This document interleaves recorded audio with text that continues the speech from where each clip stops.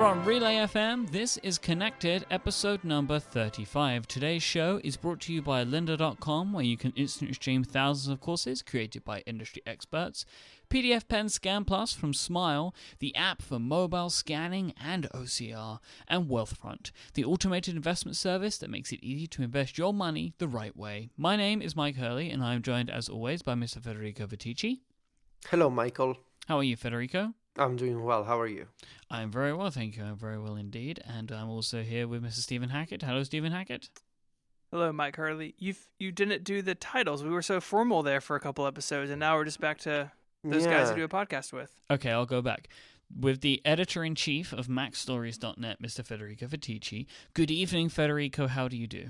Yeah, that's better. Hi. And I'm also here with the managing director of 512pixels.net, the one and only Mr. Stephen Hackett. Hey. And we're also joined by media conglomerate owner of Six Colors and the Incomparable and the host of Upgrading Clockwise on Relay FM, our special guest this week, Mr. Jason Snell. You're fired. I'm so sorry. Hi, Jason. How are you? Hi, Mike. How's it going? Good. Is it safe to say Connected has been upgraded this week? No. Oh, my God. You're definitely fired again. Wow. I stand by my previous comment. I'm just trying to get everybody to fire me, basically. Federico, you're next. So we have Jason today because we want to talk about photos. And as I was preparing this episode, I realized just how little I know about it. So we're going to go for just to try and understand exactly what's going on with the Photos app. But I believe that we have, before that, a tiny, tiny piece of follow-up and two tiny, tiny topics. That's correct. Tiny is a good word for the pre-topic part of the show today. We spoke, I guess, several weeks ago about HBO Now coming to the Apple TV, and we speculated that, hey, Tim Cook was basically an HBO ad guy for a little while during their event. Maybe, what's the business deal there?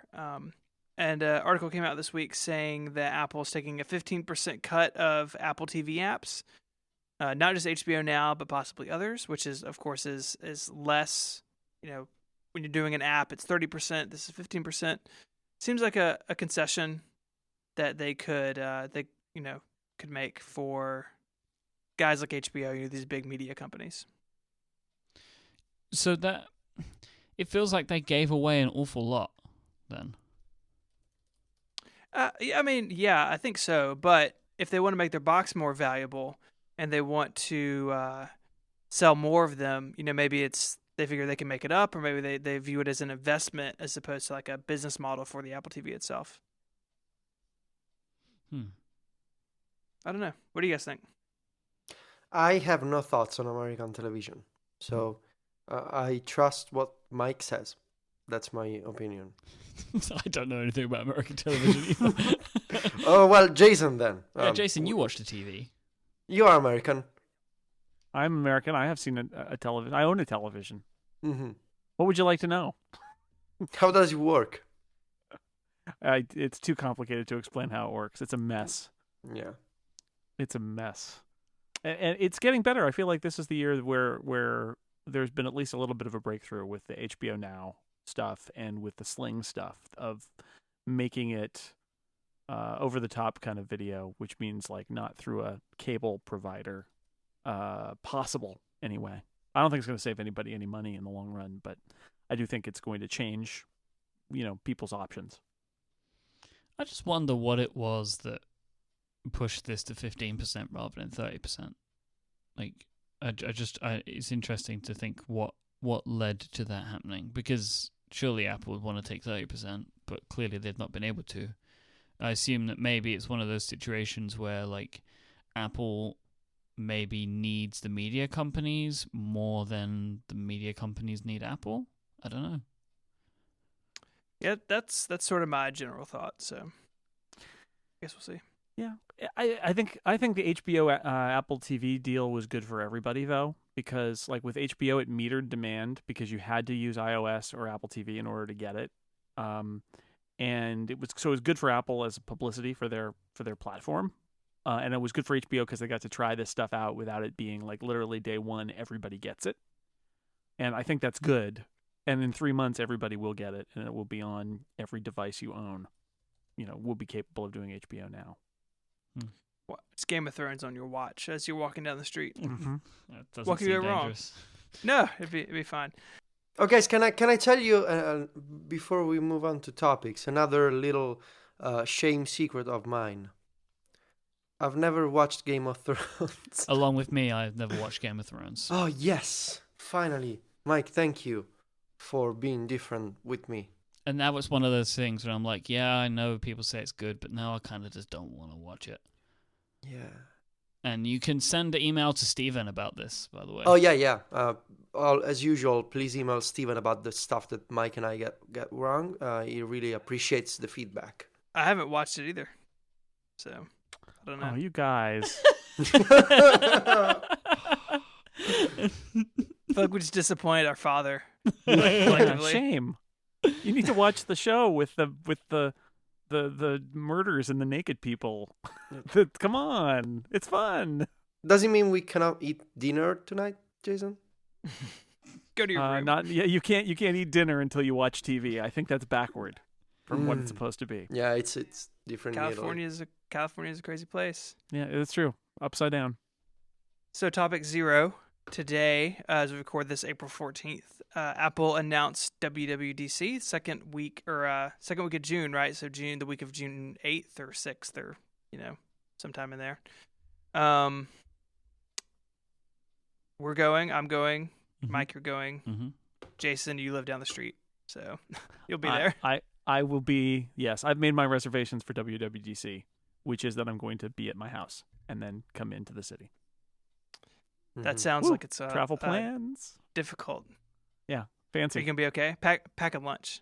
This is actually I really love it because everybody I know comes to visit for a week. It's pretty sweet. Right. So it's the same as last year, right? It's a lottery. So you enter, and then is it a change this year that if you are picked, that you are immediately charged? That it's not an option to buy. It's that if you win the lottery, you get charged for a ticket. Is that a change from last time? Do you guys know? Yeah, well, from what I've seen on Twitter anyway, it's different. So, well, it seems like it's maybe that Apple was trying to stop people from applying multiple times, because otherwise you end up with multiple tickets if you get more than one. Right. Suddenly you get charged $30,000 on your credit card. Yep, which is not ideal. Not good. It's not good. And also they're going all the way through to Friday with sessions this time.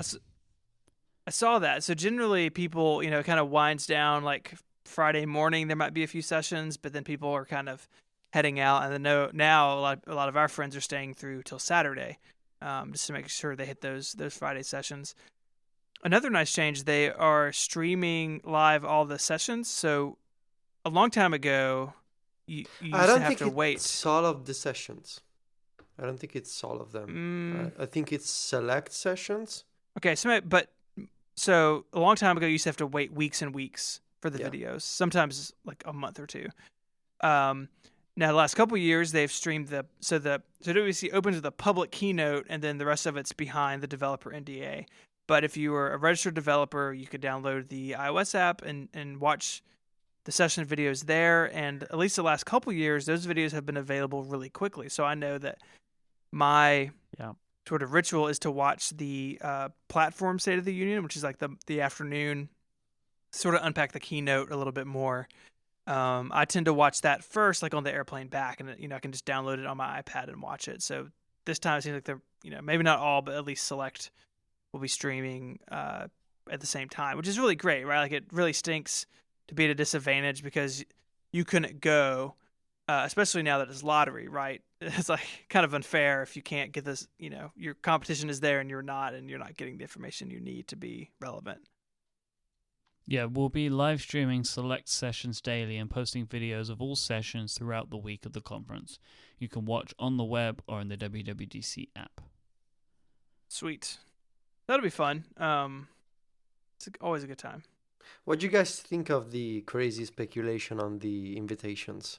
that there's an Apple TV in the middle. Oh, there's going to be a round watch as well. Like There's going that's to be a obvious. round watch. There's going to be. I tell you what, those are going to be all Moto 360s being, gifted to people who go to WWDC for free. It's because Google Now's coming to iOS. They're just embracing it. So. Just giving away those units left in the warehouse, probably. Guys, can I start a rumor? Yes. Yes. I want this Yes. to be my rumor. There's going to be popsicles in all of those flavors at WWDC Instead of the juice. This is the Instead of the IMAX. There'll be like an orange round popsicle and like a cherry square popsicle, or like Can you imagine the headlines? Popsicles rumored to be a WWDC, according to well-connected Apple blogger. Yep, sure. We should That's move what's- along. Yeah. Popsicles. Well, the art's in line with what they've done the last couple years. I, for one, just yes, Apple's sometimes clever with this stuff, but it seems like a big waste of time to Apple's not gonna hide their secret announcement in the logo. I mean, they hint at it sometimes, but maybe we should all just move on with our lives and just not worry about it. It's my 2 cents. That's really sad, by the way. It's Just saying. I skip over every blog post about it because it's just dumb. No? Cool. They have some transparent shapes. Apple does things with shapes and color and transparency. Cool. You're so cynical. You don't want to Come see the on. magic in the shapes. Come on, Steven. Wow. You gotta see the wonder in the invitations. I don't You approve really of them are. having 8 colors though. Too many. Come on, guys. But it's obviously it's the round rect of iOS apps, and it's the little circles of the watch apps, right? Right? Yeah. Yeah, or the iPod Nano apps, like the joke I made in Slack earlier. Yeah, totally. So it's SDK for the iPod Nano. That's the second rumor. Can you imagine that? We're opening up app development on one of our other platforms. Everybody goes, "Woo!" It's the iPod Nano. Crickets. Yeah. Fist pump guy just walks slowly out of the auditorium.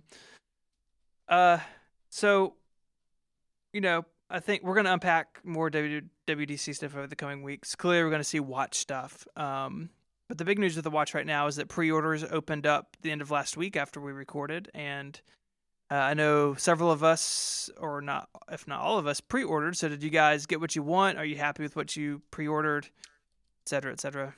I'm not sure personally because the website was in German, so I'm pretty sure that I managed to get an order in, but I don't know German myself. So I think it's saying that my watch pre-order is processing, and that my money still hasn't been taken from my credit card. Yeah, mine hasn't been taken yet either, so don't worry about that. But Okay, they so usually yeah. don't take the money until it dispatches, I think, or just before it dispatches. Mm-hmm. Mm-hmm. Do you have Mike? Do you have any there's a bunch of steps in the order webpage on your account? Are you stuck on step 2? I'm gonna say yes. You don't know? Not off the top Am of my I- head. what no. does step I can 2 mean? check. I can think it's processing. Step 2 is processing. Yes. Have you not just run a Google Translate on the page?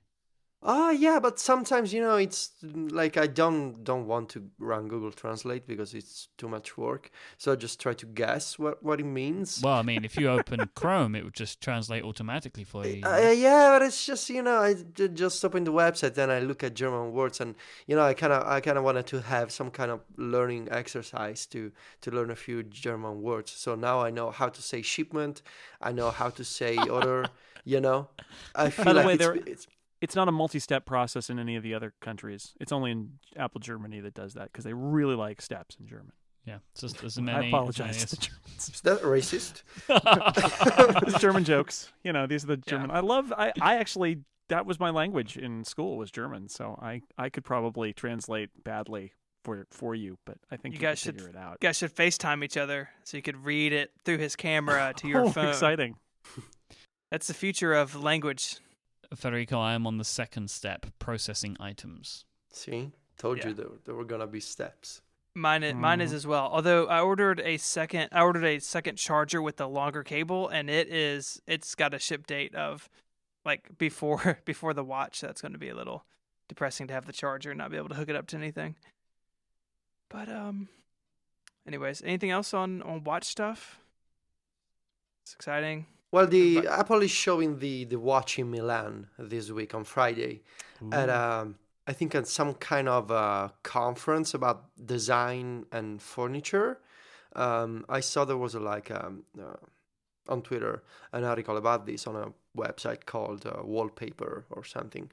There was also a comment by Johnny Ive about this conference in Milan. I won't be able to go to Milan with such short notice, and also I've already tried the watch, so it's not like I'm like I need to go there.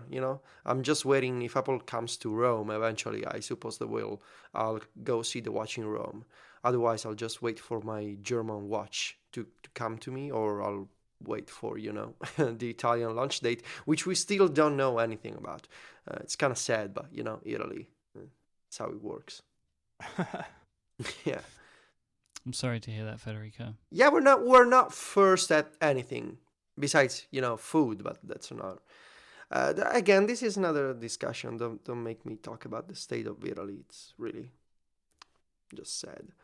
Can we move on? Of course we can. Thank you. We have Jason with us to talk about photos today, so let's get right to that. Just first, allow me to thank our first sponsor this week, and that's our friends over at lynda.com, the online learning platform with over 3,000 on-demand video courses to help you strengthen your business, technology, and creative skills. For a free 10-day trial, visit lynda.com, that's lynda.com/connected. Lynda.com is for people that want to learn awesome stuff. It's for people that want to solve problems. It's for people that are curious to learn new things. These things can come from, maybe you want to learn Excel. You want to understand how to finally get all of your finances in order by using Excel. Maybe you want to understand a little bit about Xcode. We're running up to WWDC now, so maybe you're interested in maybe getting a start in Apple development before all the new APIs come out, or maybe you want to refresh yourself in some, I don't know, maybe you want to get started with Swift. Lynda.com has courses on all of that stuff as well. But maybe you want to build a website. Maybe you want to boost your Photoshop skills. Maybe you want to learn how to use Adobe Illustrator. Maybe you want to look at stuff like that for web design. Maybe you want to learn wireframing. Lynda.com has everything. They can help you feed your curious mind. With lynda.com, once you've found the sorts of things that you want to watch, so you've maybe picked out a couple of different videos, you'll be able to watch these videos, then they'll be presented to you by people that are total experts who are really passionate about teaching. So you're going to come away from it with the best care possible. You can stream thousands of these courses. They have just so many videos, and they will allow you to learn at your own schedule, at your own pace. You can watch them whenever you want, wherever you want. They have great apps for iOS and Android, as well as being able to watch on the web. And you can create and save playlists, and you can chop them up into different chunks and put them in any order that you want. You can create your own little syllabus, if you like, that you can share with colleagues, friends, co-workers, that kind of thing as well. And when you're watching around on the web, you can browse each course transcript as well. So this can help you follow along if you're the type of person that likes to read as you're listening. Maybe that's the type of learner that you are. But also you can search these transcripts, and then you can pop to any point in the video to search for an answer, or just to give yourself a refresher on a course that you may have watched. Lynda.com's platform is absolutely fantastic, and your membership will give you unlimited access to training on hundreds of topics for just one flat rate. Whether you're looking to become an industry expert, you're passionate about a hobby, or you just want to learn something new, go right now to lynda.com, that's lynda.com/connected, and sign up for your free 10-day trial. Thank you so much to Lynda for their continued support of this show and Relay FM. So, Mr. Jason Snell, I will introduce you again at this point. Hello. You are writing a book about photos. Is that correct? I am. I've written about half of it, and in this funny way that the internet works, I'm writing it for Adam and Tanya Angst to do Take Control and tidbits, and they've got this whole Take Control ebook series, and so they said, would you like to write this book about photos? And I said, sure. And what happened is I wrote about half of it, and they said, tell you what, we're going to release the first half and charge people for it, and then tell them that in a month or so they can get the rest of it. And I said, okay, you guys know best. So technically it's for sale, and the way I've been phrasing it is sort of a pre-order where you get the first half of the book, but technically, yeah, you can buy the book right now, even though I can tell you that less than half now, but there's a big chunk of it that I just haven't written yet. I'm writing over the next week or two. It's weird. That's the internet. So it's like the last Harry Potter movie. It's in two. It's in two parts. You'll be able to do. I mean, you don't have to pay twice though. You pay once, and then there'll be an update, and everybody will get the update. But it is a little weird because now I'm committed. Like, people have bought the book. So I can't say, well, I'm just not going to, I mean, I wasn't going to do that, but it's like people have bought the book now. They have invested in those chapters that I haven't written yet. So I need to do that. So I'm deep in on writing this book about photos. Yeah. I really love the description, like on the Take Control page, that Jason answers a bunch of burning questions, including where's the sidebar? I just like that. Like, what's the deal with favorites? I can imagine that's like a Jason Snell miniseries. Hey, favorites. What are they all about? Yeah. What's the deal with favorites? So you have quite literally written the book, or half of the book, or yeah, I have written half the book on this subject. So I guess I can see from their perspective they probably wanted to get it out because Photos is now out, right? Yeah, they did it about a week or two before Photos came out, and it has something to do with their production schedule and that they felt there was a lot of interest in Photos and people were asking questions. And in some other context, you might have just put it up for pre-order. But since they had half the book, which was a lot of introductory material, they thought, why not just offer that now if people want to buy it now, and then we'll just do the rest of the book when it's ready. Yeah, that's way better than a pre-order because you can actually start working through some of it. Right. And I'd like to think that part of the bit that people are getting is like the setup process. They're not like getting the end bit, Right. Yeah, it's a lot of the intro. I mean, essentially, it is the first half of the book. It's not like scattered throughout, and so it's more introductory and setup stuff. So when I was planning out this episode, I kind of realized how little I personally know about the Photos app. It's kind of been one of those things I knew it's coming, and then I kind of forgot about it for a while, and then it's just been one of those things where it's like I know it's there, but fundamentally I don't know a lot about it. So I want to ask some basic questions of you, and then maybe we've also had some listener questions as well for some more specific things. But what is Photos.app? Like, and why is it different to iPhoto or Aperture? Well, Apple announced it last year and said it was the successor to iPhoto. And then like a month later, they didn't even release a press release. They actually called me and said, we want to tell you something about Aperture, which was it's going to go away. And Photos is the replacement for Aperture as well. So that's how Apple has pitched it, at least pitched it last year. Looking at it, Photos is iPhoto redone. It's essentially like a new version, a rewritten version of iPhoto. I'm a little surprised they didn't just call it iPhoto X, iPhoto 10, but I think they're trying to get away from the whatever. So it's just Photos app, but it is very much a rethinking of iPhoto, and it's got some new features and it's got some features that are removed. It's not really a replacement for Aperture, although they say that, and it will import Aperture libraries because a lot of the super fiddly technical, professional-ish features of Aperture just aren't in it. So it's very much a kind of like next generation iPhoto.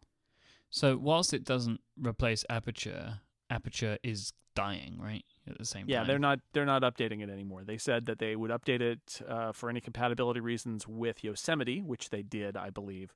And that's it. So people, the way I've been phrasing it, and it's actually in the book, I phrase it this way, it's a little bit like when Final Cut did Final Cut 10.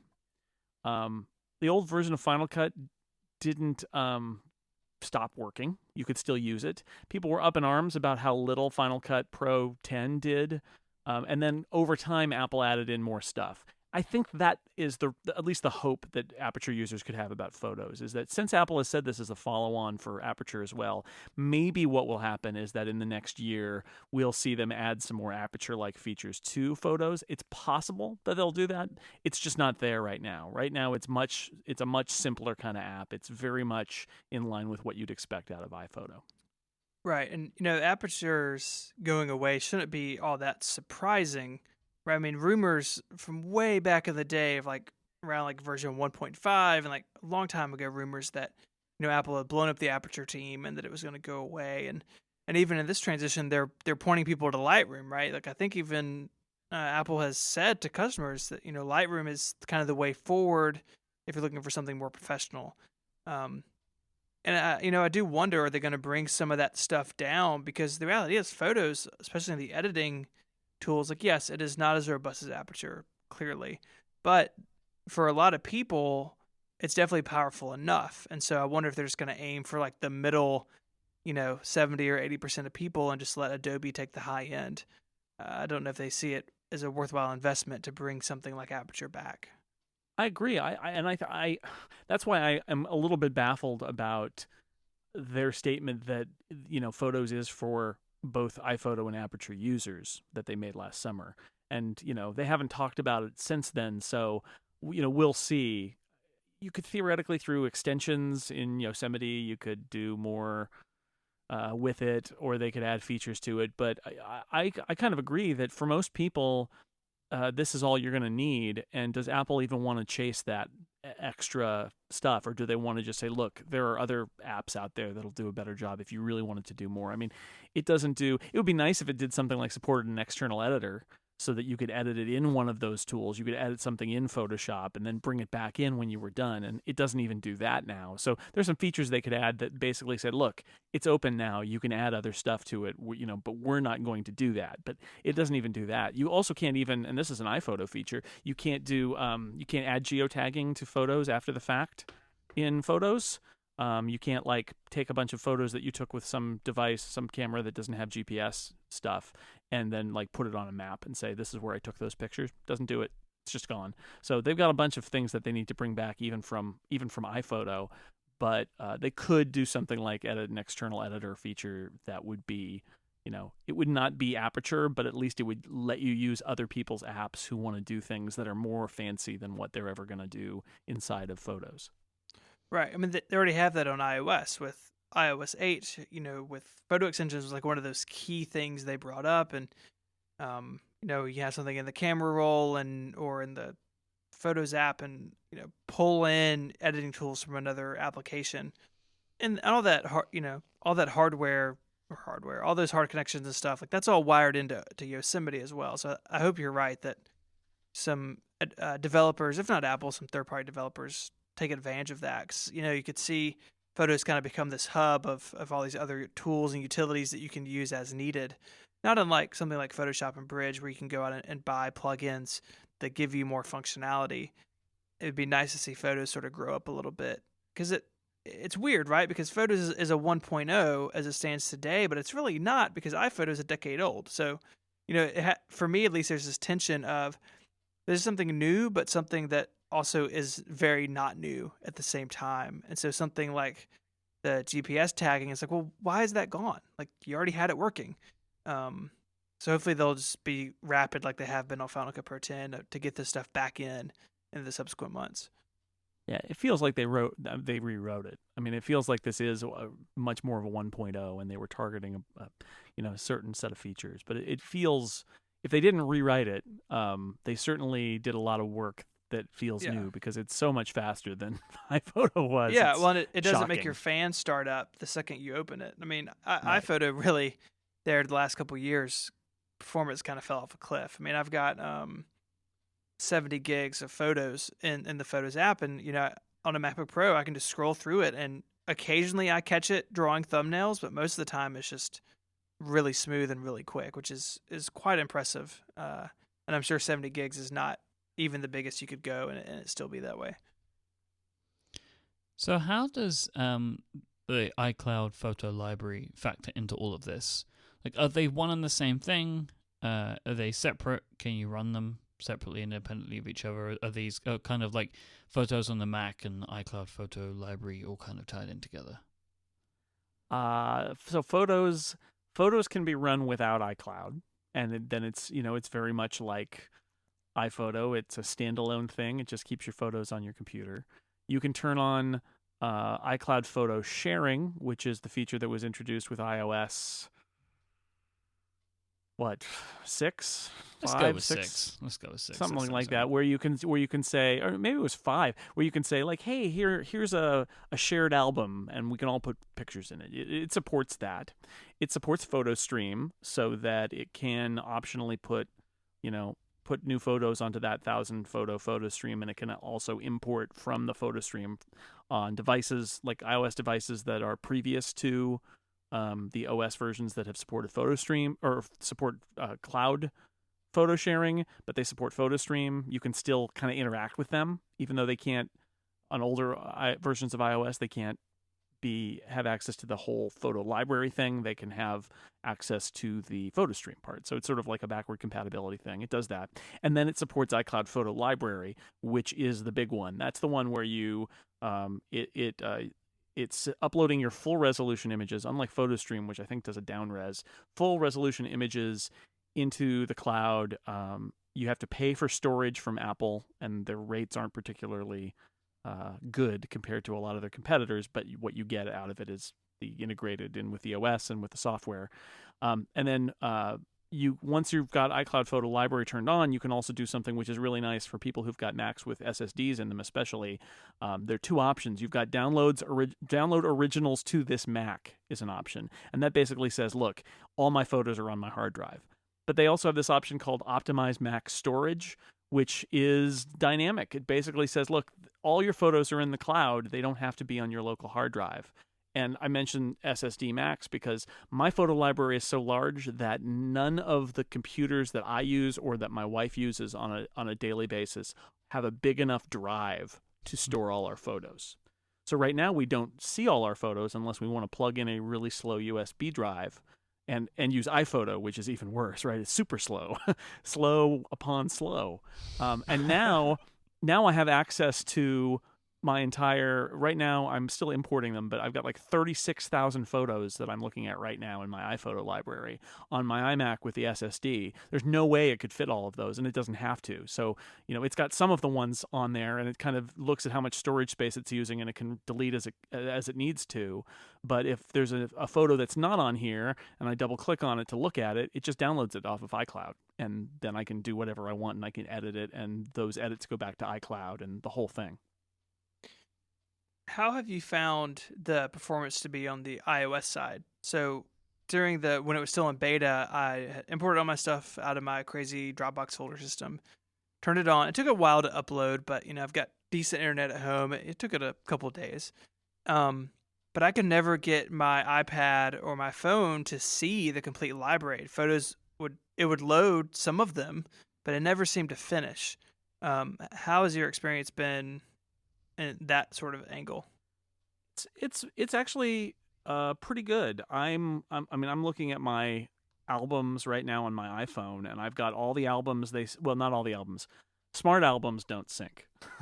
But regular albums do. So I've got all of these albums that I created in iPhoto are now listed in the albums view, and I can open any of those up, including the all photos view with 37,000 pictures or whatever. And I think it works pretty well.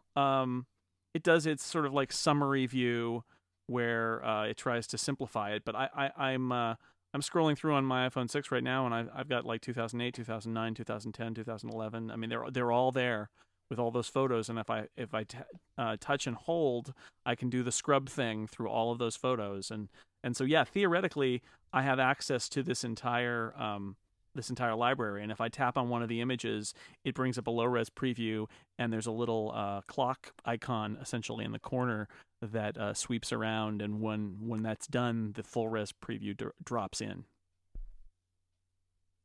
Yeah, and I do wonder, if I was in a weird time with the beta. The other issue I had with it, I went to go when I was just playing with it. thinking I was going to write about it, I tried turning the iCloud photo library off and then back on, and it was like, well, hey, you've got a mismatch here, and it didn't really put them back together very well, and actually had it like removing local photos before I caught it, which was stressful, and so I've got it off still, and I'm not like super eager to turn it back on.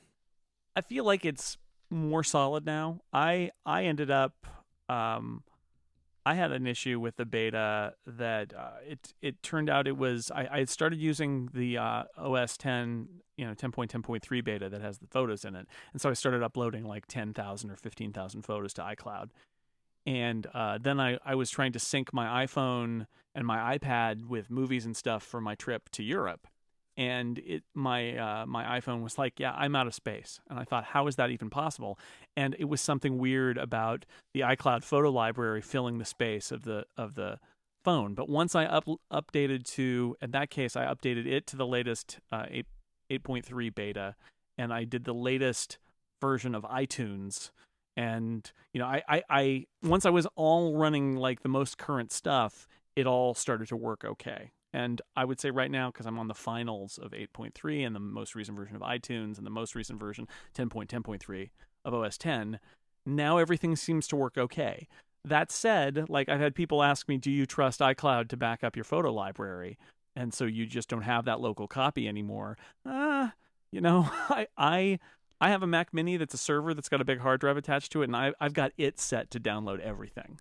And then I back that up again because I don't want to lose those photos, and I am a little worried that there's going to be some crazy sync problem.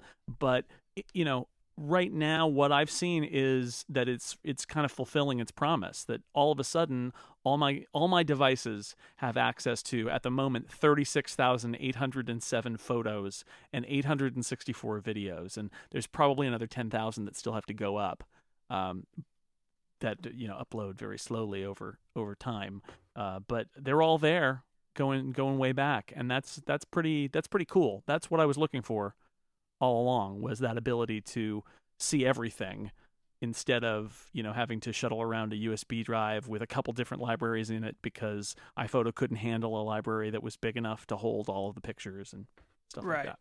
It really seems, in your situation where it's all working smoothly, it really seems like the fulfillment of what Jobs said when they introduced iCloud, that before 10 years ago, Digital Hub, the computer was the center, and we had all these devices revolving around it, and now the Mac is just another client, and the truth is in the cloud, is sort of his, the statement out of that keynote that I remember clearly. It really seems like that, right? That, with iTunes Match, I can have all my music everywhere, or let alone any of the third-party streaming services. And now with this, I can have all my photos with me everywhere, because this infrastructure is tying it all together. We're not running around syncing our iPhones over USB anymore, but just magically over the air, I have all my content with me no matter what. And that really, like, standing back and looking at this from the outside, that really feels like the future, that I can have all of my albums, all of the pictures of my kids, everything, like, just on my phone. And I don't have to worry about what I have locally or not anymore. And blurring those lines, while scary to a nerd, is definitely feels like something from the future. Yeah.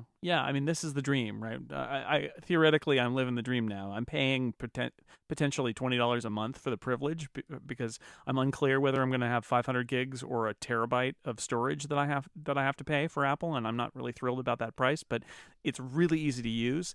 Right now, I would say the big place where Apple is falling down here is not in once you get it up and running. It's that the uploading it is kind of a pain, because Photos tries very hard to upload your library as quickly as it can, and I've heard from a lot of people who thought that their internet was going out, and I thought my internet was going out, and it turned out no, it is Photos is, and iCloud really is saturating your connection, trying to upload all this stuff, and in fact it does it even when Photos isn't open. It's still doing it in the background, and the controls you have over it are a pause button that's pause for 24 hours. And that's the only control. It's not great.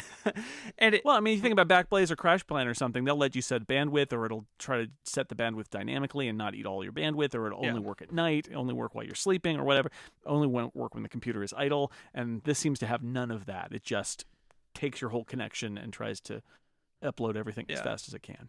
And it can be a CPU hog as well. I mean, I had it several times when I was uploading my initial batch of Photos is closed. I didn't have it paused. Go look at Activity Monitor, and not only is it saturating my network connection, but it is destroying my CPU. And I think maybe that's better in the final version of 10.10.3, but I think they're going to need to offer, if they're not going to offer more controls over it, at least make it smarter, where it's like, hey, I'm doing things on my network connection. Hey, I'm doing things on my CPU. Why don't you back off a little bit? Something, like Backblaze or Crash Plane, Those things even have like, hey, pause for 2 hours. So I'm recording a podcast. I don't want to back up to the cloud.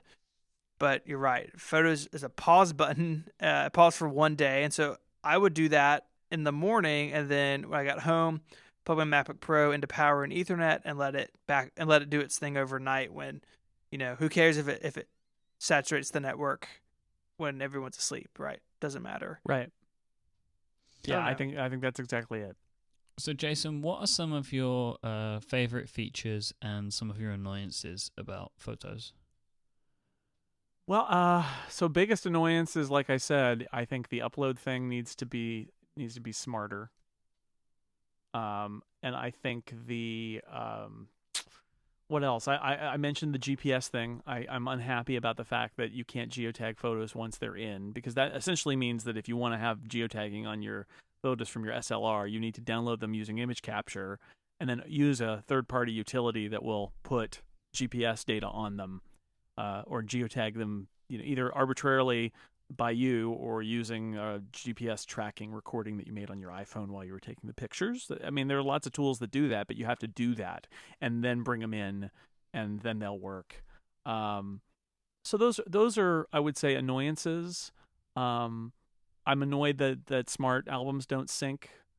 Otherwise, I'm pretty impressed. It's fast. The editing tools are good. They don't have spot editing tools, so I mean, the idea that you would edit a photo and find some, take a brush and do some fine retouching of photos. It's just, that's sort of not the point. That's not what they're doing. And again, I'm not sure I mind that, but it could be, they could do a little bit more. I want to be mindful of this being a 1.0. They could do more, but it's early yet.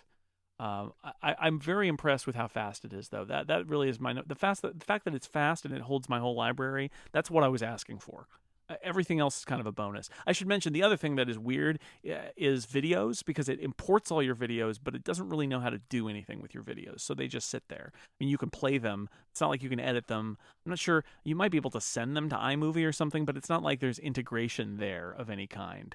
And that's weird. It supports slow-mo, and it'll let you see the slow-mo and all of that. But it's just, I find myself writing about like watching a movie or looking at a photo, and it's like I always want to just say your photos are in Photos, but your videos are also in Photos, but it doesn't really do anything with them.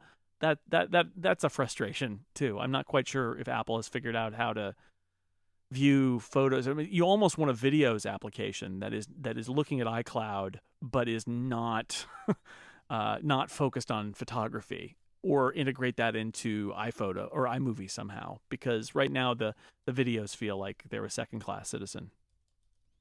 Mm-hmm. So there were some questions that came in from listeners, and quite a few of them actually we've answered, or Jason, you've answered over the course of this, but I have two quick ones, and they're quite specific, so you may or may not know the answer. So this is from friend of the show, Dan Provost on Twitter. Is there any way to convert flags from aperture into favorites in iPhotos? Do you know about that at all? So there's a lot of weird conversion that happens. I think maybe flags come in as favorites, and if they don't, and there's no flag concept in Photos, instead there's a heart, so it's a favorites. I think those convert, and if they don't convert to favorites, they convert to a keyword. Mostly what Apple has done is tried to save the metadata, and if there's metadata types that they don't support anymore, it's not like they get thrown away. They get turned into keywords. So like there are no star ratings for Photos anymore. You can't rate this is a 3, this is a 4, this is a 5. You can't do it. There's just favorites. But if you have a photo that was rated 3 stars in iPhoto and you import it, it has a keyword of 3 stars.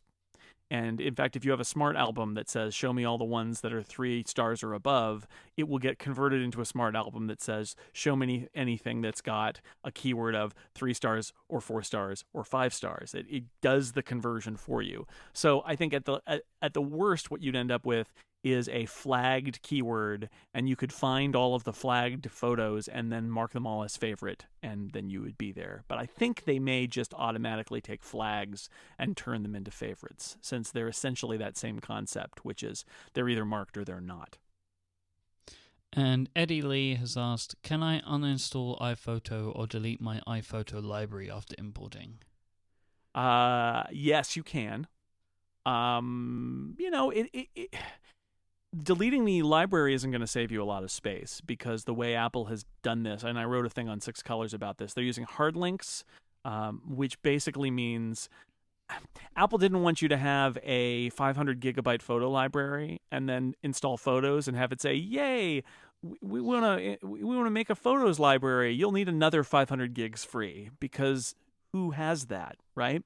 So they used hard links, which means that it's I think iMovie maybe uses it for something, but it's basically what Time Machine uses to make references that are more than just aliases to all of your files. And the end result is that they're able to create a Photos library that is essentially referencing the same files as your iPhoto library is, so it doesn't double the disk space that's required. But it's not like an alias where if you delete the old one, the new one breaks. Hard links, if you delete or edit one, the other one remains the same.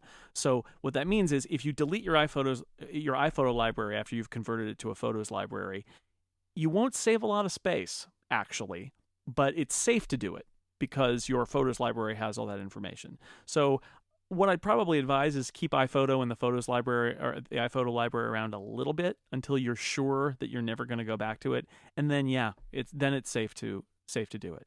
I should also mention that if you want to have multiple iPhoto libraries into one library, there are 2 ways of doing that. One is there's a utility out there that will let you that's from Fat Cat Software, I think, that will let you merge iPhoto libraries together. So you would do that first and then migrate them to Photos.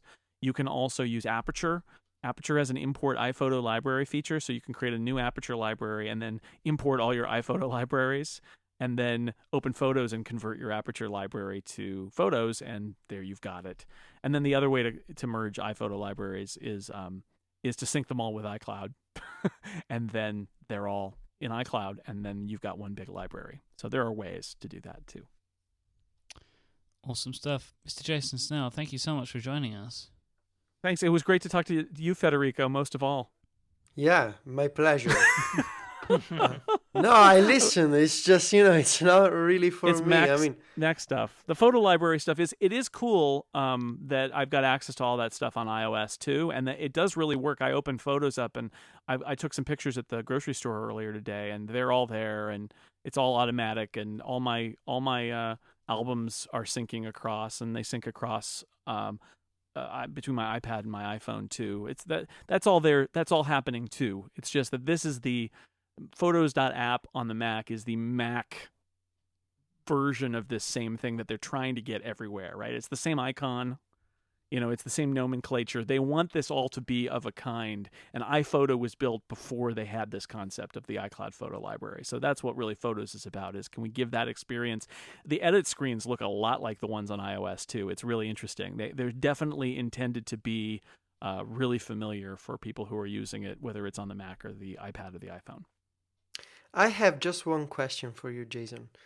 Do you know if the Photos app on the Mac downloads new photos in the background while a Mac is closed? So a portable Mac. Oh, so like if it's doing that what's the name of the feature, like nap? Power nap. Power nap. Yeah, right. Which they called it dark wake is, I think, what the technical term is, and then the marketing feature is, I think, power nap. It's a thing where the lid is closed. I don't know that. I bet it might, because it seems to be using the iCloud syncing infrastructure. So if your iCloud documents can sync when the lid is closed, I think the Photos can sync too. But I don't know that for sure because I don't know if iCloud is working during that state or not. It definitely works when the app is closed because, I've seen that happen where why is my Mac so slow? And it turns out that it's uploading a million photos in the background. But I don't know if iCloud does its uploads and downloads when you're in that closed, plugged-in state. Mm-hmm. Awesome. Okay. Right, so Jason, where can people find you and find the book that you've written and that kind of stuff? Sure. You can find me on sixcolors.com. You can find me on fine Relay FM podcasts such as Clockwise and Upgrade with Mike Hurley. Hello. And my book is available at takecontrolbooks.com. It's called Photos for Mac, a Take Control Crash Course. Excellent stuff. Thank you for joining us today, sir. Thanks. I love your show, and I'm honored to have been on it again. Anytime. Goodbye. Goodbye, Jason. Bye, Jason. Bye, Jason. Right, shall I do our second ad and then we jump into some other stuff that we want to talk about today? Yes. This week's episode is brought to you by PDF Pen Scan Plus, the app for mobile scanning and OCR from our friends over at Smile. It allows you to scan documents, use OCR directly from your iPhone and iPad camera as well. This is really powerful stuff. It's a super lovely app.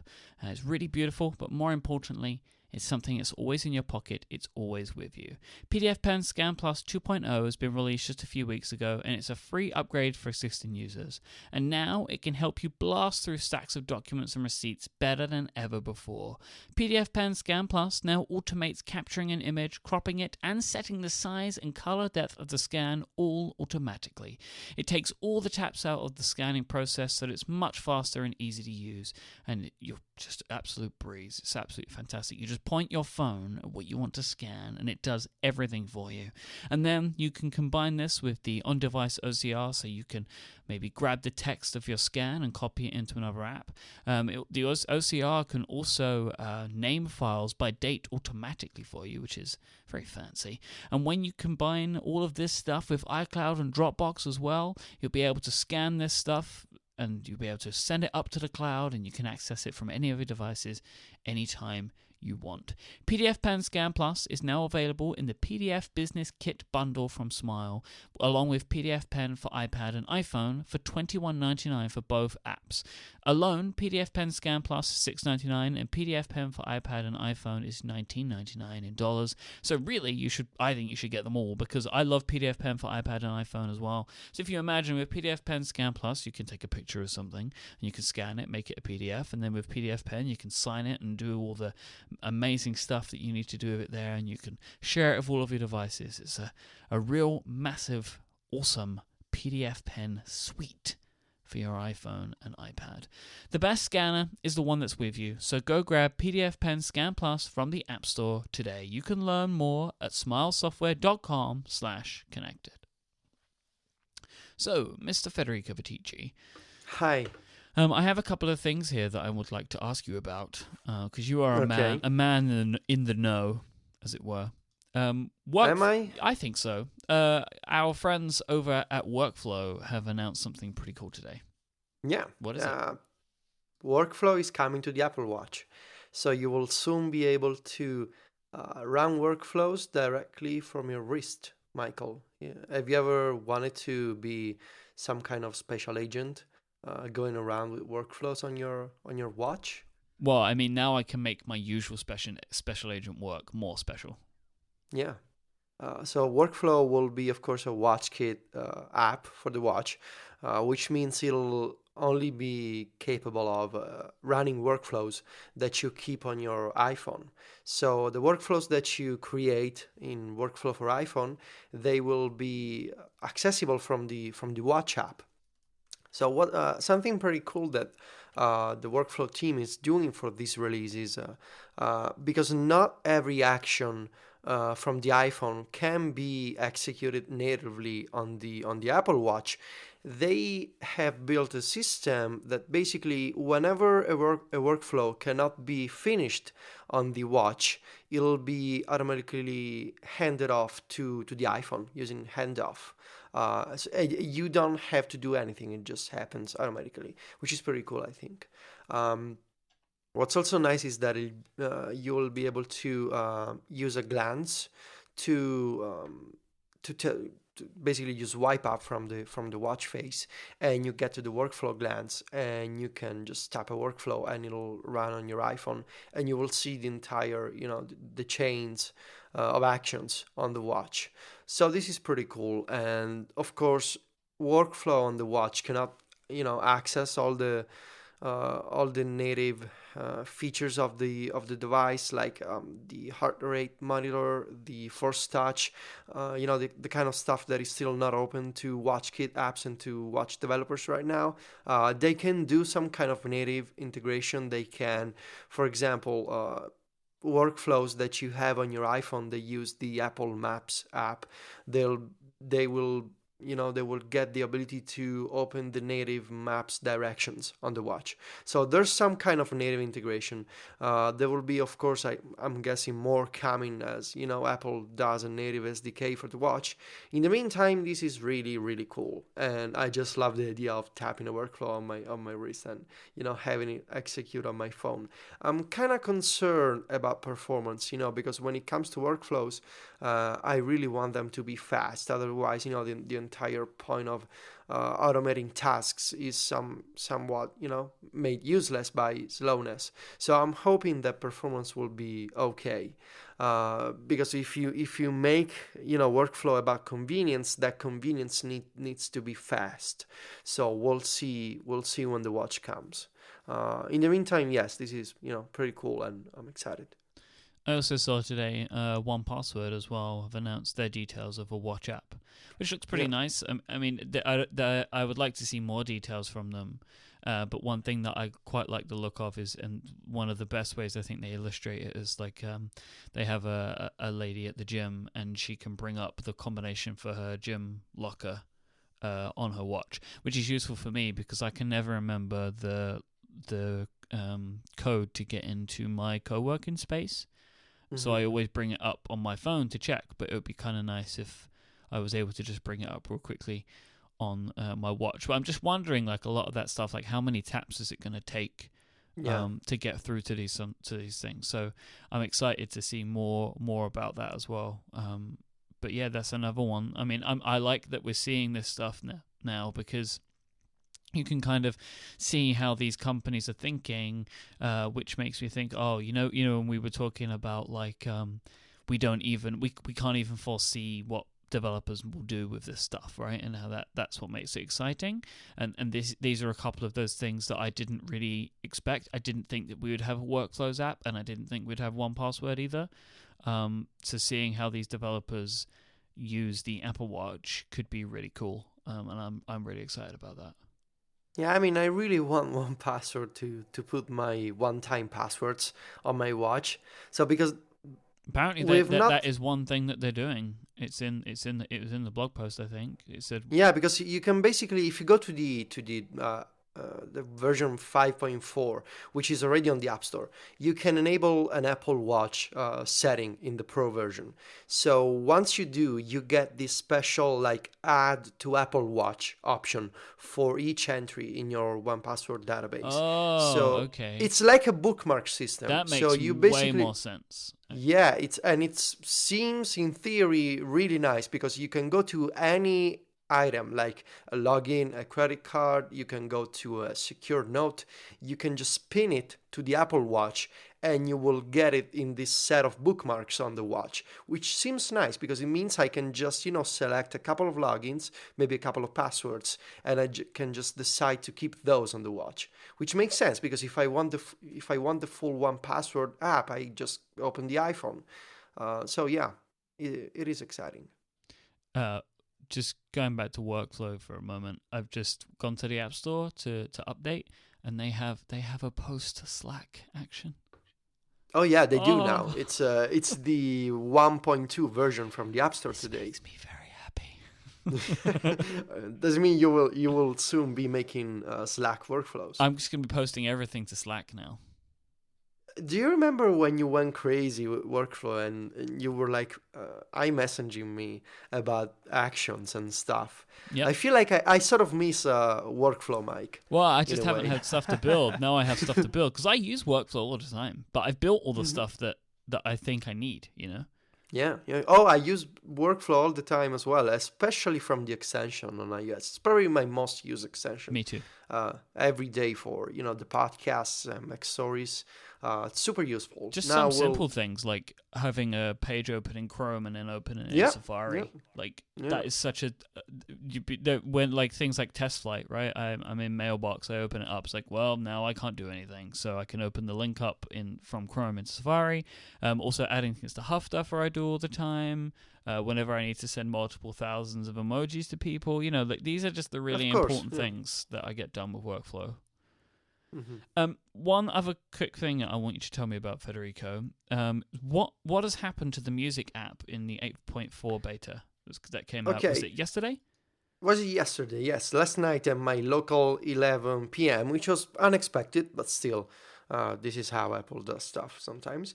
There's a new music app, and this is what you need to understand. People are saying this is gonna be the next Beats Music.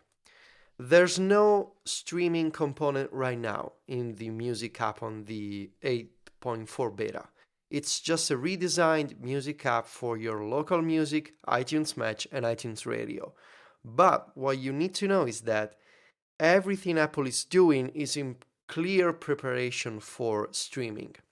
So I put 8.4 on my main iPhone 6 Plus because I also saw that there were no API differences from 8.3, which usually means they're just adding a single feature and everything else shouldn't break. So it appears to be mostly fine, and there's this new music app. So they're doing this new design which I'm still not sure about. I mean, it's nice, but it's really different from before, and it's clearly inspired by Beats Music. So you get a mini player at the bottom of the app. You can tap the mini player to get to this new now playing screen. There's a lot of gestures involved. For instance, you can swipe down on the now playing screen, like you can in Google Music, I think. You can swipe down to dismiss the screen and go back to your music.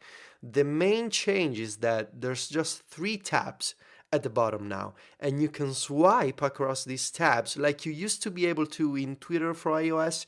You were able to swipe between the timeline and discover. Those are gone now. But these gestures on the main screen are used to switch between tabs, and so you may be asking, so how do you change between artists and albums and songs?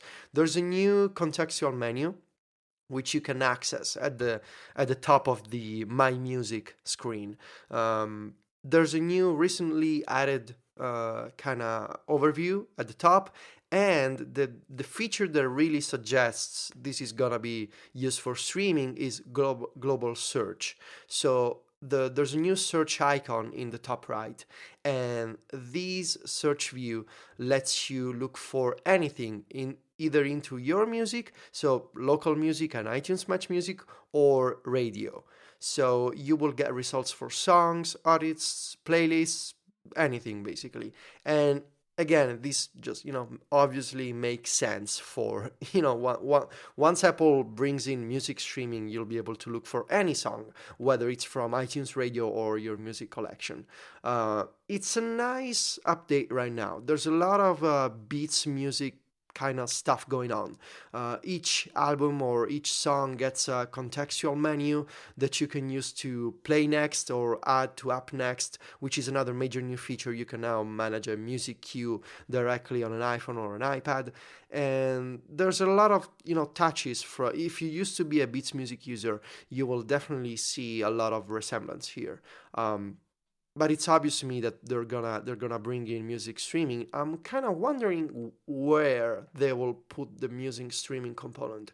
Whether it'll be like another tab at the bottom, or if it'll just be part of the My Music screen. Am I the only one here with the 8.4 beta, Steven, Mike? Yeah. Yeah, I've not played Okay. with it. Yeah, it's a nice refresh, and of course there's a few bugs right now. Some animations are kind of glitchy. Uh, it's nicer than before, but it's not the real update yet. So we'll have to see when it's complete, because right now it's the same stuff in a different view. It's kind of weird on the iPad. I think they haven't decided yet.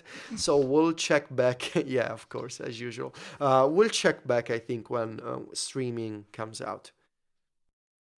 Assuming it does, I'm guessing that it does eventually. I mean, but they've got to do it in a way where if someone like iTunes Match or Photos in iCloud, like if you're not using them, the app still works and still makes sense, right? Because those things are optional paid services. So wherever they add it, it's got to make sense for people like me who aren't going to use it to still be able to get to my music that's local that I've synced over. And so I imagine whatever they do here, it'll be flexible in that way, like they have other places.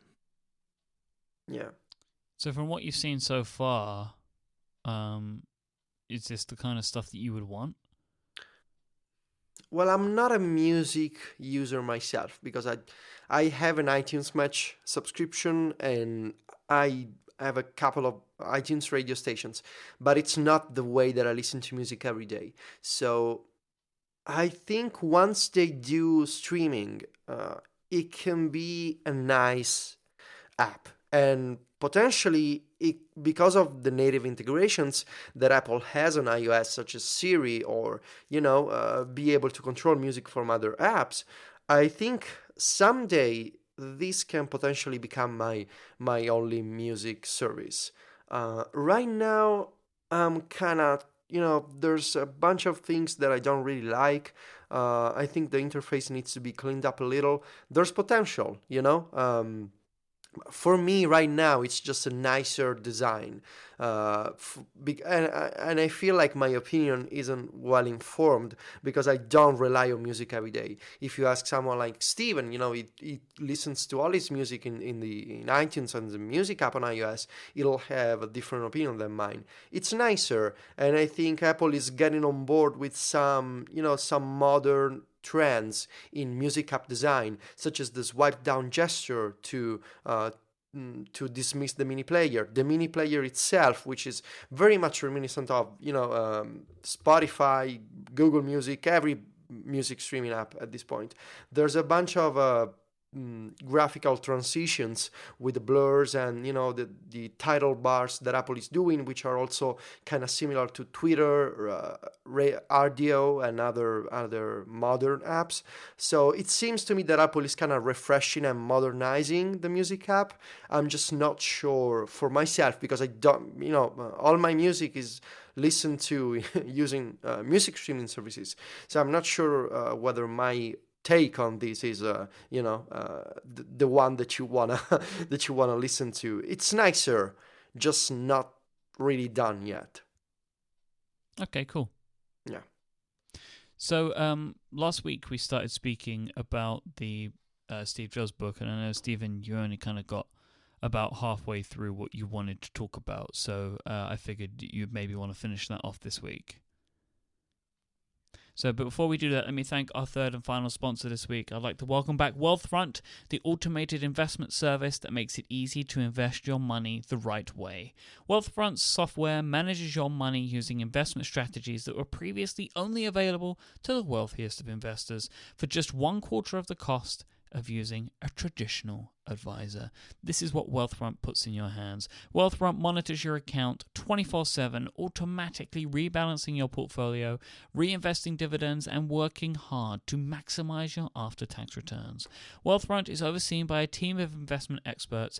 These are people that were behind the index fund revolution, and they've written some of the most important books in finance.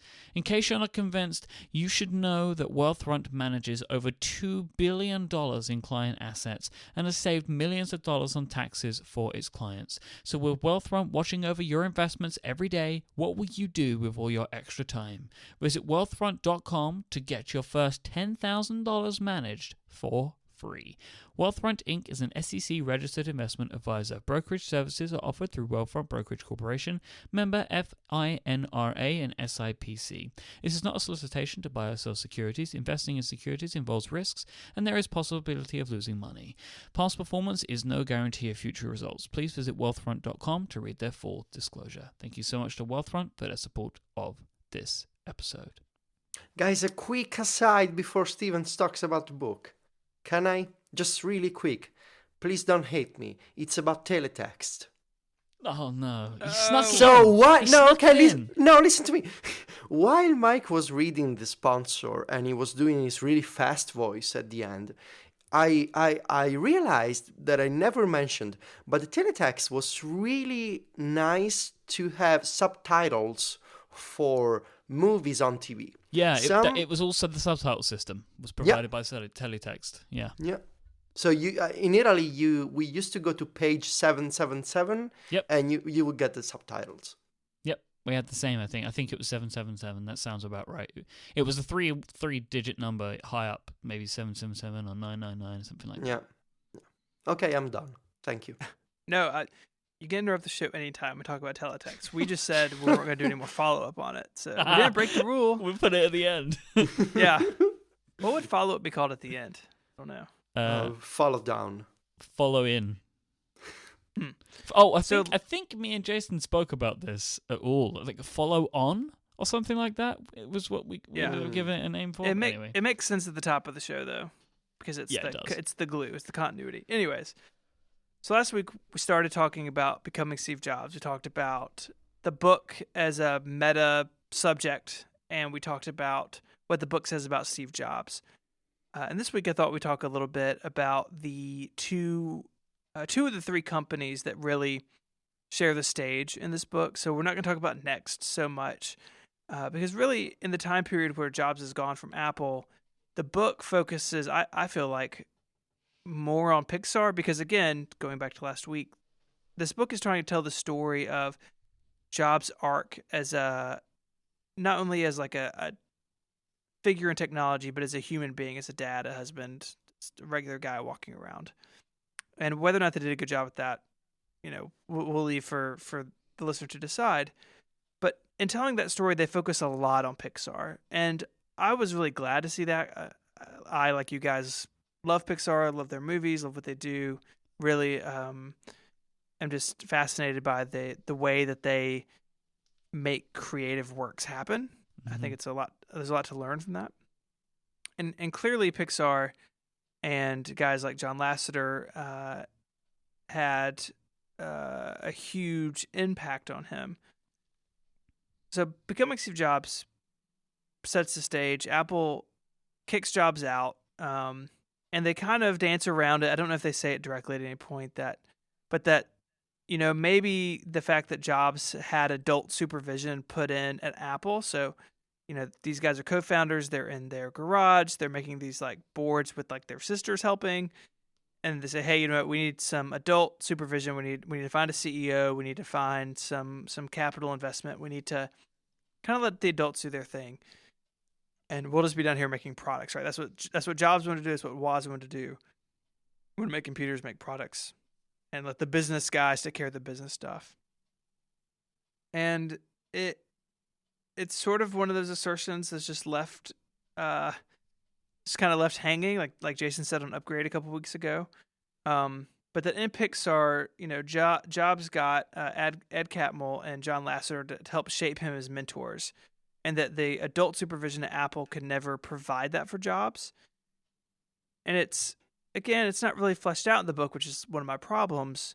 But looking at what we know about Pixar, about how they sort of give creative people the tools that they need and the runway they need to make something great.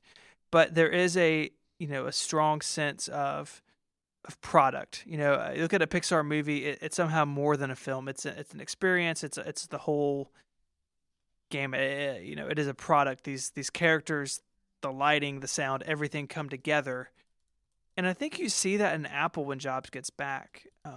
And I know, Mike, you had wanted to talk some about like the Pixar part in particular. What sort of jumped out at you in the book about Jobs' time with that company? I think it was interesting where they mentioned how Steve kind of had father figures at his time through Disney, like working with people at Disney. Especially when it talks about Bob Iger, who I did not know they were as close as the book seems to suggest, which is very interesting to me. There is I think a spoiler. I'm not going to say it, but there's a conversation between Bob Iger and Steve Jobs, which is in the book, which is very, very powerful. That you find out had occurred. It was information that I didn't know, and I was very, very surprised that was something that happened. It was also very interesting. I found the whole Bob Iger thing fascinating, about all the deals that they seem to have done, and also I'm very interested in Bob Iger as an individual now, because it seems like he was very forward thinking, and basically just bent over backwards to try and have a good relationship with Steve and Apple, because he felt it was the right thing to do for Disney, which is really, really interesting. I didn't know any of that at all. I think one of the things that I found the most interesting about the whole Pixar discussion is Steve's involvement in the building, the Pixar HQ, the headquarters. And talking through when our author, whomever it may have been, who went and had this meeting with Steve at Pixar when they were building things, and talking through a lot of the decisions that Steve had made about the brickwork and how he had that swayed, and then like how many people, I didn't notice. I think many people are familiar with the idea that Pixar's office is built in such a way that it has a big center atrium that everybody has to pass through to get to different parts of the building. Like if you want to go from one meeting to another, you pretty much have to pass through this large atrium, and apparently it's where a lot of the business gets done, because people talk to each other, it's where people socialize, it's where people meet and work and collaborate, and they say that it's part of the things that is key to Pixar's success is that it helps foster the culture in that way. That was Steve Jobs' idea. I didn't know that. Yeah, it's sort of, I work in an open office, and there's a lot of pros and cons to that, but the big one is you can go up and talk to somebody and have that collaboration. But at Pixar, they kind of did both, right? They talk in the book, and it's been in Pixar documentaries, and you can find it online, where a lot of the creatives are allowed to create their own workspace. So you might walk by someone's office, and the whole thing is done up like it's in Hawaii, right? With like palm trees and sand, and there's a beach ball in the corner, or people build like tunnels between offices, and so you still get that private, like intimate space that creatives crave so often, but you get all the upside of having an open office where you can have a conversation with somebody that wouldn't have happened otherwise, that can make a big difference in a project or in a work, and it's brilliant. And I think I wonder, looking at Apple Campus 2, if some of that is in there as well. They have a cafeteria now at Infinite Loop. There's a real big one going in, and there are some open spaces, and just getting people mingling to break down those walls between groups I think Jobs realized that was a powerful thing. But also I like how he had to be reined in because he wanted to have like one bathroom. Yeah, in the middle, right? So Yeah. It's like, no, we can't actually do that, with like law and being decent human beings. Yeah, it's just it's nice. There's like a 30-minute documentary on John Lasseter. It's like a day in the life thing. We'll find it, put that in the show notes. It's definitely worth a watch, and especially I rewatched it a couple weeks ago in light of this book, right? Of thinking about, hey, this guy had a close relationship with Steve Jobs, and you can kind of see where John Lasseter is going from meeting to meeting and dealing with the very details of a product, and they're looking at like one single word in a sentence that they need to change because of something happening in the world, or sound or light. These little details that what make Pixar movies so great, the same little details that make Apple products so great. And I think you see that like Lasseter's really consumed with all those little details, but he's not micromanaging them all. That he's letting the smart people be smart and the people who work hard, and he's coming in and speaking his vision into it. And I think you see Jobs do that a lot in his second coming, second time at Apple. Of, he's not designing the tiny little details, but he is definitely expressing his wishes for those details. Good stuff. So yeah, I have to say though, I'm still like an hour from finishing the book. I feel like I can't finish it. Like I want to, but I feel like I never get far enough. Yeah. But yeah, so what else? I mean, I see the big header here is Apple. Yeah, I just one bullet point. So really, I'll trim this down. Really, the story that this book tells about Apple is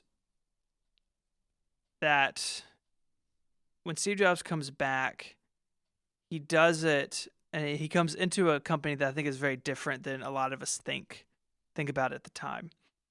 So there are a couple little facts here that make sense with what we know about Apple at the time, right? That after Windows 95, Apple wouldn't post consecutive years of sales growth again until 2002. And in that same time frame, mid-90s, there was a period where Apple had gone from being profitable to posting a loss of $750 million in a single quarter change of 1996.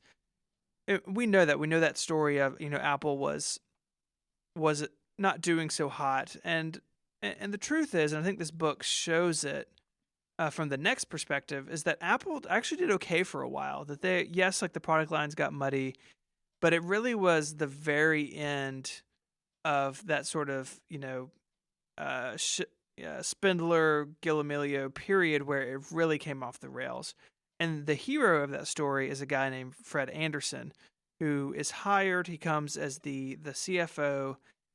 And while they are hiring him away from a huge company on the East Coast, they are also preparing bankruptcy paperwork, right? Like Apple's like, well, this guy's going to save us or we're just done, right? Like, and they don't tell him that until he shows up, which I find like sort of hilarious and horrifying all at the same time. I don't remember exactly what the numbers are or the quotes, but like it always surprises me. Like it goes on at that point where it's like he finds a bunch of money that Apple are then able to go and do something with, like they start a new project or something like that. I'm sorry, I have so little information. Right. So he comes back and he gets what Fred Anderson works on is financing, and he gets Apple's debt reconfigured.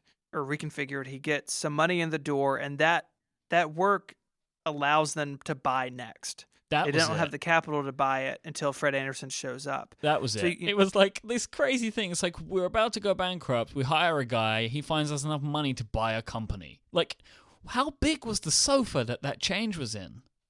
It's huge. Huge green sofa. So, Fred Anderson gets Apple, at least financially, stable enough to buy Next. And what's really interesting, and even as a close, follower of this stuff, I had sort of lost track of this. So they buy Next, right? And this book and a couple other books sort of point at like the Next employees weren't super thrilled about this because in their mind, Apple was the failing company. When in reality, like Next was also a sinking ship, right? These are two companies that are in trouble. Next had shuttered their hardware division. They had a beautiful factory they shut down. They're just making software at this point. It's not going super well. But, so during the purchase, Jobs says, okay, look, my guys need to be running departments. You need to promise my guys they have jobs. And they're going to help you with your transition. But Steve doesn't come back. And Steve basically sits on the sidelines for 6 months. And the book goes into this in great detail of Jobs is wandering around his neighborhood, wringing his hands, not knowing what to do. He's calling friends. At some point, he calls Larry Ellison, and Larry Ellison basically says, I don't care what you do about Apple, and hangs up on him. Like, his best friend in the world is like, just make your decision up, Steve. Like, just make your mind. You could do what you want, but you have to quit being on the fence about it. And this takes 6 months. And when Jobs comes back, he knows that he has to come back because Gilliamillo is bad news. And not the best CEO the company ever had, but Jobs puts his sights on him and within a very short period of time does away with him. And Jobs very quickly starts fixing mistakes. But if you read the book and if you look at keynotes in this time especially, it's very slow. it's not like OS 10 is out the door immediately. They're fixing OS 8, and OS 8 is going to be a staggered release, and they're going to build up to OS 10. Now, reality, OS 9 happened in the middle of that because it took longer. They deal with the hardware. He goes in. There's the famous meeting of Johnny Ive, who's thinking about quitting, and he's like, "Oh, I have these drawings of this computer. What if we made it translucent?" And the world is saved.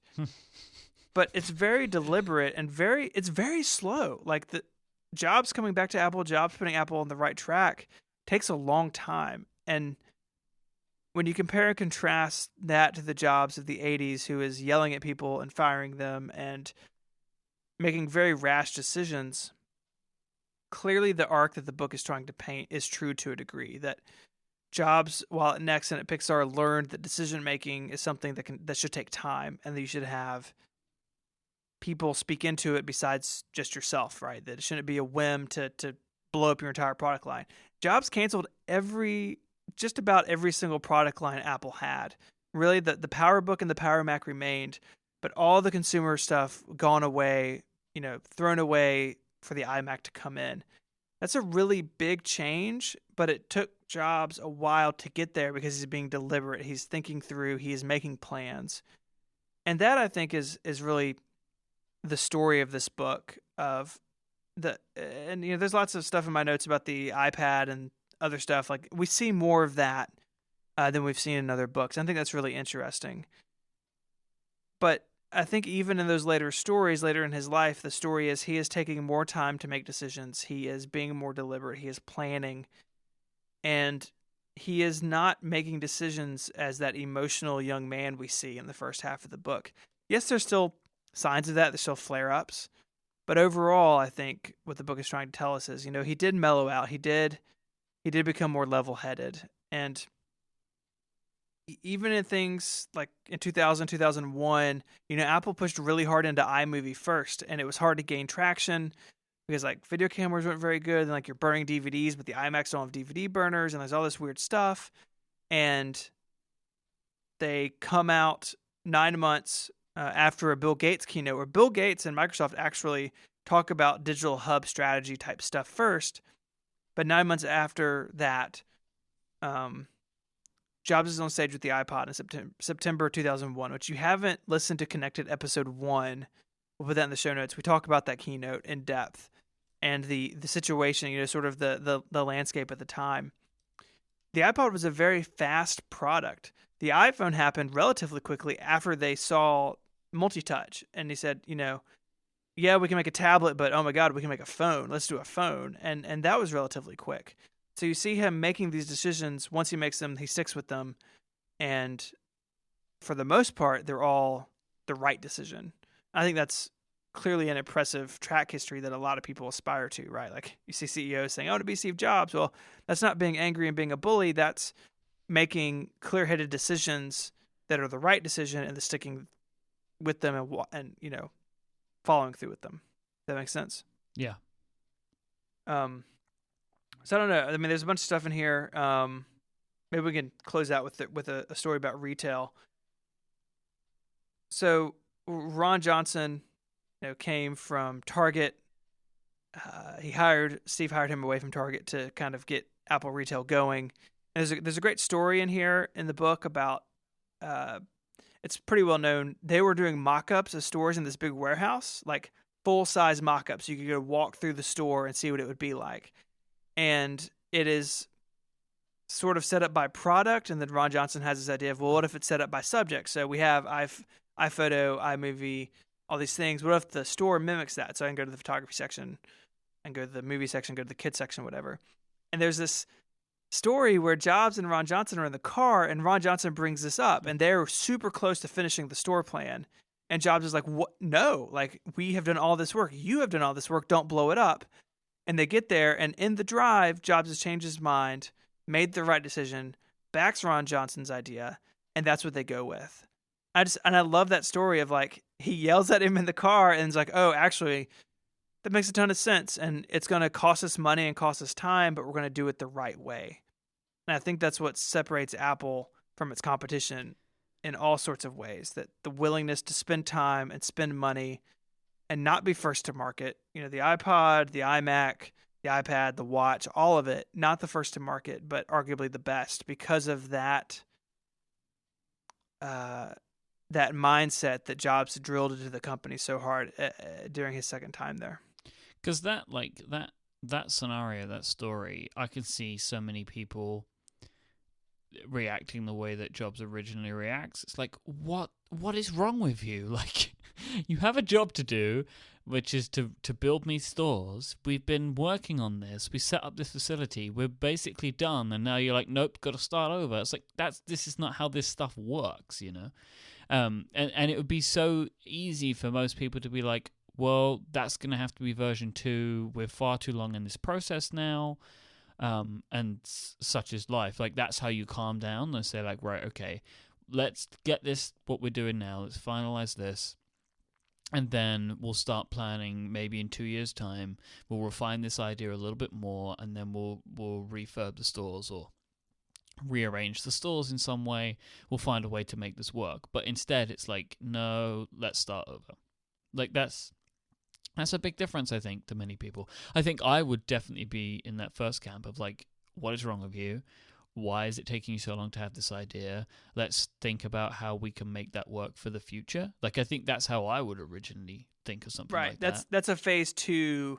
Let's get this product out the door and we'll evolve to that. Yeah. Right? That's how I would approach it too. I mean, especially coming from like a software, like design, development type job, it's like very rarely can I walk into a project and like blow it up. Very often it's iterative, sort of constant change. So it's bold to do that for sure. I bet Federico would take the Steve Jobs approach. I bet he would do it the right way. I knew it. I knew.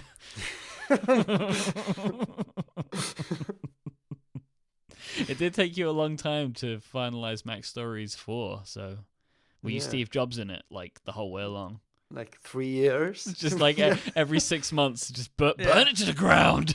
Well, you had some stuff come up there in the middle. Sylvia has all the mock-ups and the screenshots of the stuff that I didn't go through with. And that's what I am, you know. Sometimes it's not like people don't like this, you know. Just in general, not just in technology. To take time to do stuff right. It's complicated and it's emotionally heavy sometimes. Time is money, man. Yeah. And also his physical well-being, you know? Yeah. But still. So, Federico, how far are you in the book? I noticed you've been silent. First chapter. Okay, good. What do you think of the first chapter? I really like what Steven talked about. So if the book is as good as the Steven segment, I think I'm about to get into a really, really good book. I've listened to, the 2 episodes, the 2 segments. Thank you, Steven. It's been thank you especially for avoiding spoilers. That was really nice of you. It was tough. Yeah, I mean, there's some new information. There's some information I haven't heard in this way before. I think that's kind of the main thing. But I'm not at the very, very end yet either. And that's where a lot of it is. I mean, naturally, right? There's 30 books about the last 30 years, but only a few people had access to, the things like the way they got multi-touch working. And some of that's in the Isaacson book, but again, some of it's in a new light. And, there's been a lot of debate about the definitive Steve Jobs book, right? I got this long email saying, that usually things like this, there's not a definitive book. There's a bunch of books and you piece them together and you kind of sort them all out on the table and you get the whole story. And I don't disagree with that at all. I think when thinking of a definitive Steve Jobs book, what I want is if someone is getting into this and I point them to one book and say, this is the one you go read. And now it is this book, is that going to be true in 5 years? Is there another book in the wings somewhere that's going to be more definitive, be more exact, be more, fair? Probably. I mean, I don't think we're done reading new books about Steve Jobs, but I think for now, this is the book that sits at the top. I've read a bunch of them, and have bought a couple more recently at John Syracuse's suggestion. But I think that if you are looking for a Steve Jobs book to read, I think right now this is the one want to do. Yes, it's not perfect. There are flaws with it, but overall, I think it gives the best picture of old Apple and new Apple, and with access to current day Apple executives, you get that point of view at the very end of the book that no one else had because these guys had special access. And so I think for that reason alone, plus lots of other reasons, it's definitely well worth the read or the listen if you're Mike. Have you ever read The Second Coming of Steve Jobs by Alan Deutschman? I have. It's been a long time. I know I have not read The Infinite Loop, which I just bought. I know that's a big one. I know Sarkisa has referenced it a couple times, and that's on my list. But maybe in the fall. I can't read another Steve Jobs book quite yet. I got my head full of the guy. You probably don't need to read the one that I'm suggesting, but I really have liked that book. I've listened to the audiobook maybe 4 or 5 times in the last 7 or 8 years. Mm-hmm. It's really good. The audiobook is fantastic as well. It's just a good book, but I think now that one really, really focuses on Pixar. There's a lot of Pixar and Next in there, but it's and good. if you haven't read Ed Catmull's book, we'll put a link to it in the notes. It's a super great book talking about the way that Pixar works, the way that they take these ideas and put them into life on the big screen is just it's a really fascinating read, and it sort of does. There's things that are glossed over about Pixar in this book that the Catmull book, obviously, which is called Creativity Inc., talks about in depth. So it's definitely a nice companion piece to this, if not a great book on its own. They're all in the show notes, which you can find in your podcast app of choice or at relay.fm/connected/35. I think we've come to about the end of this week's episode, unless anybody has anything more they would like to add. Good. I'm good, Mike. Thank you. Excellent. Thank you so much to our sponsors this week, our friends over at Wealthfront, Smile, and Lynda.com. If you'd like to find us online, there's a couple of ways you can do that. You can find Mr. Stephen Hackett over at 512pixels.net, and he is at ISMH on Twitter. Federico Viticci is at Viticci, Viticci, and he writes the fantastic MacStories.net. Federico had a great post today detailing why Mike was right about the 6 Plus. Good post, Federico. Thank you. So your iPhone 6 Plus review, I'll put that in the show notes for people too, Yeah. so they can read it if they would like. It won't be news to listeners of this show. I mean, we all know we all know I'm right, but they should read it anyway. 'Cause Yeah, I guess, yes. they can get your finalized opinions, but they don't need the conclusion because the conclusion's been foregone for like 6 months now. Everybody knows. They know. They know. These guys, they're smart. They know. If you'd like to find me, I am at iMyke, IMYKE on Twitter. Thanks again to Jason for joining us as well. But most of all, thank you for listening. Until next time, say goodbye, everybody. Arrivederci. Adios.